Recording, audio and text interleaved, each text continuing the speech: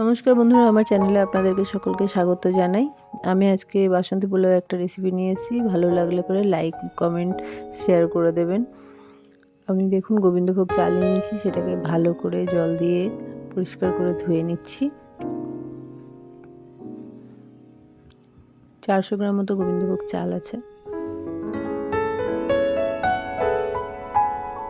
এই চালটার জলটাও সম্পূর্ণ ঝরিয়ে নিয়ে আমি একটা থালার মধ্যে নিয়ে নিচ্ছি।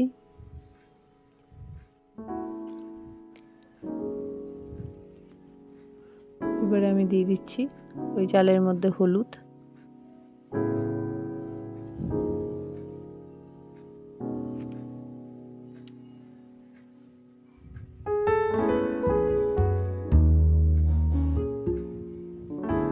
গরম মশলার গুঁড়ো,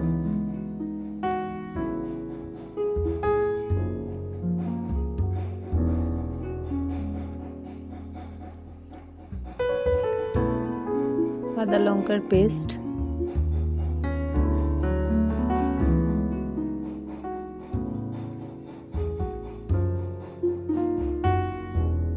এক চামচ মতো ঘি,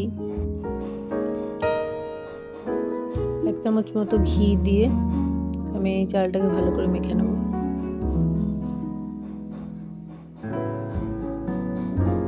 চালের পরিমাণটা আপনারা দেখে নেবেন। যদি আপনার 2 কাপ চাল হয় তাহলে 4 কাপ পরিমাণ জল দেবেন।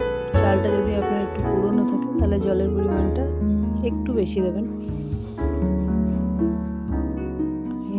এখানে 1.5 বাটি মতো চাল হচ্ছে আমার 400 গ্রামের।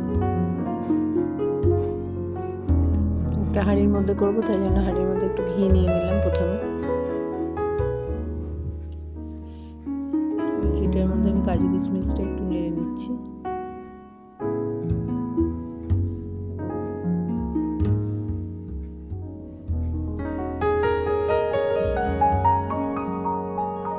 লাল লাল করে ভাজা ভাজা হয়ে গেলে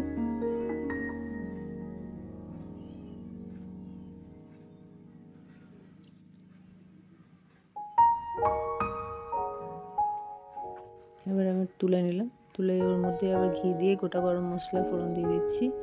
আমাদের লবঙ্গ, এলাচ, গোটা দারচিনি আমি ফোড়নের মধ্যে দিয়ে দিলাম।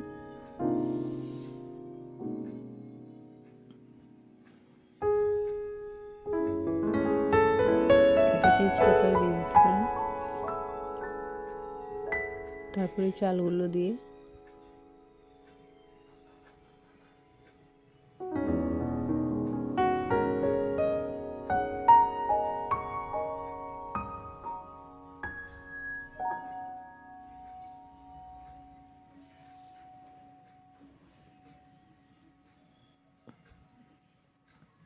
ভালো করে নেড়ে নিচ্ছি।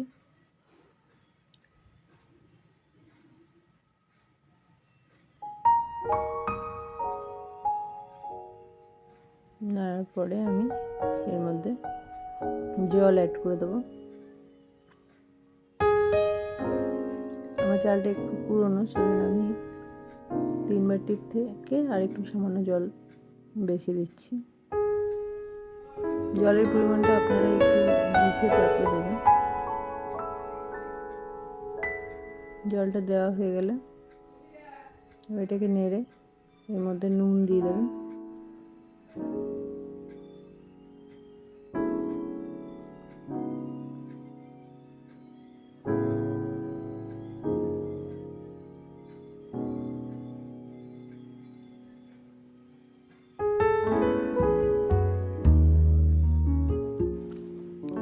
চিনিটাও পরিমাণ মতো দিয়ে দেবেন, দিয়ে তারপরে ঢাকা দিয়ে আবার খুলে দেবেন। দেখুন ঝরঝরে পোলাও রেডি।